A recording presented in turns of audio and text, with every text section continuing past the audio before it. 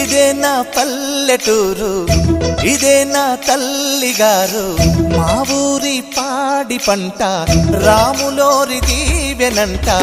తల్లి గోదావరి నీళ్ళు కడిగె సీతమ్మ పాదాలు, ఊరంతా హాయ్ హాయ్ హాయ్, మనసంతా హాయ్ హాయ్ హాయ్. ఇదే నా పల్లెటూరు, ఇదే నా తల్లిగారు, మా ఊరి పాడి పంట రాములోరి దీవెనంట.